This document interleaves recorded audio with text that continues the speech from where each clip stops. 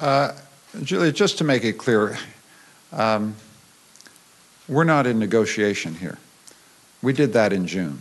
So that's the response to the first question. The second question is, it's up to the NDP to decide. I can't decide for other parties.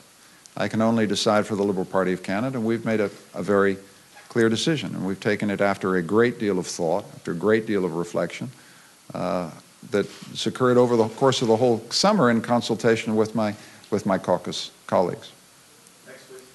No responsible politician thinks about these issues without thinking always about the Canadian people and their interests. I'm doing it because I really, in my heart of hearts, believe that we can offer Canadians a more compassionate and more competent government.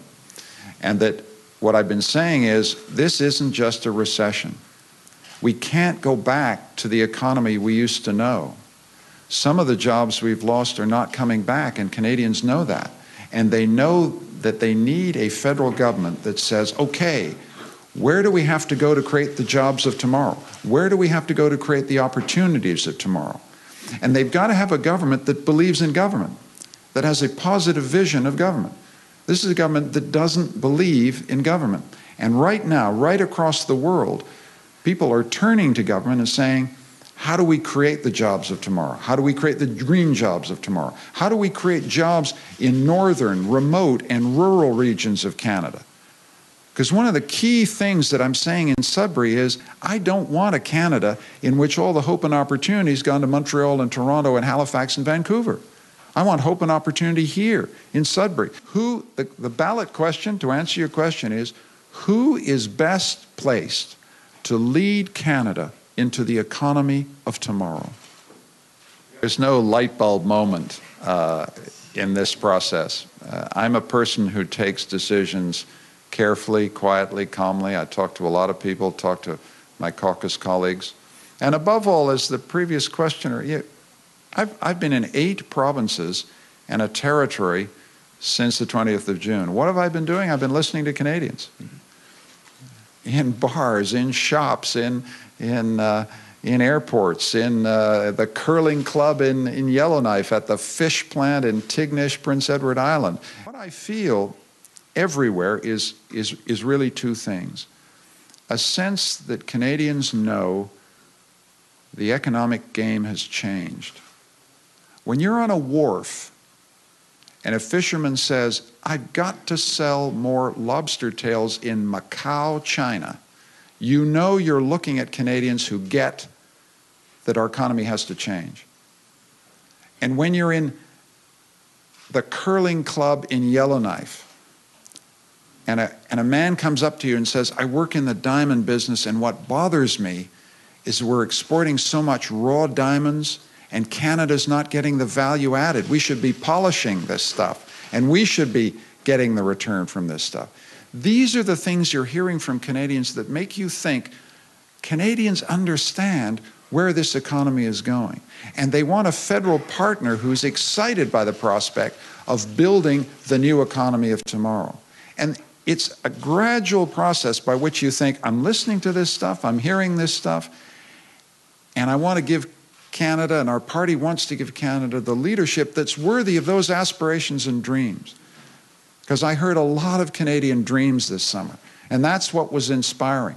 And it's that gradually you come to that feeling, boy, we really can do better here. And Canadians deserve better. It's not just we can do better, but we deserve to do better. There's no contradiction on this issue. We've said very clearly, remember the record. They offer us a budget with a deficit at $32 billion. It's a big number. 6 weeks later, it's jumped to $50 billion. So there's a question not just about the size of the deficit, but the basic competence of Jim Flaherty and Stephen Harper. And that sudden escalation of the deficit, I think, shook Canadians' confidence in the basic fiscal management of this government.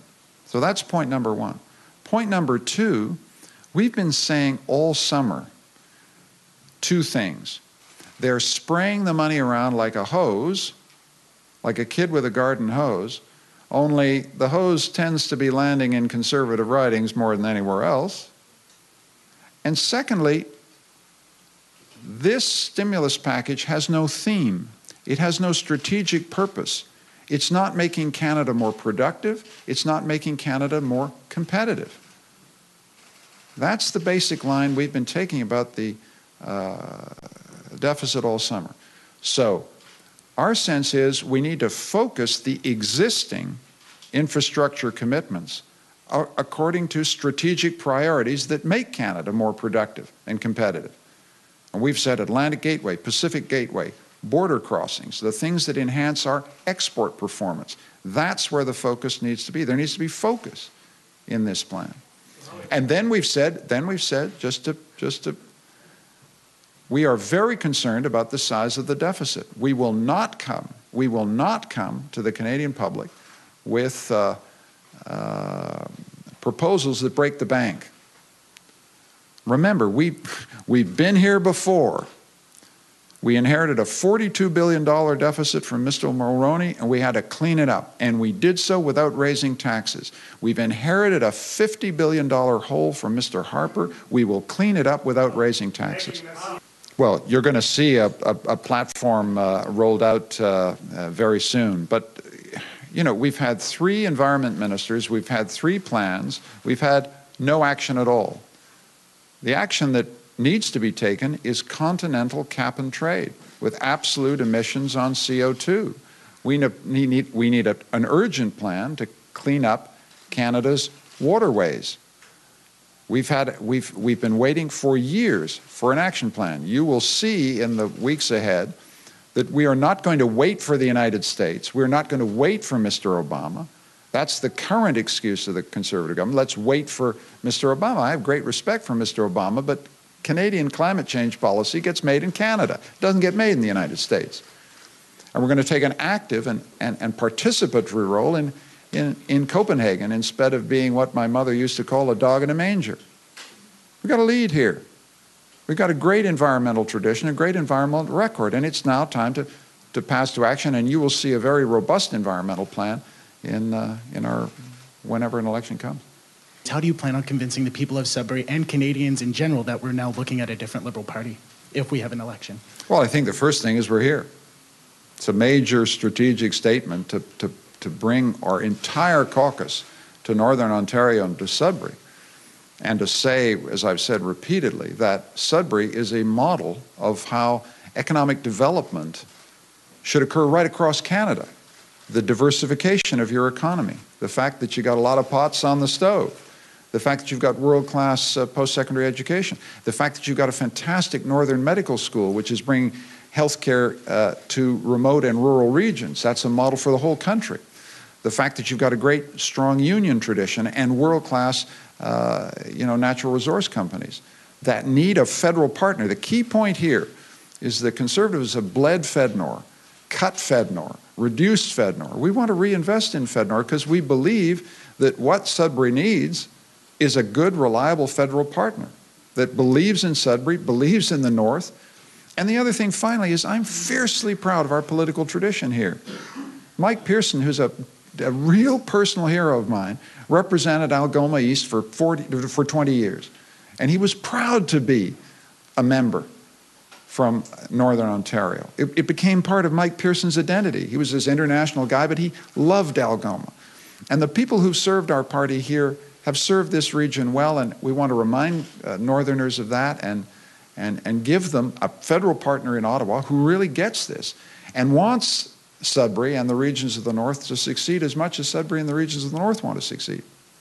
Your government moved to make FedNor a full-fledged, standalone regional development agency, and if so, how quickly would you move on that, and if not, why not? Well, Anthony Rota, our great MP for Nipissing North, has been urging us to do that, and I feel that's a very important priority that we should. Yes, the answer to your question is yes.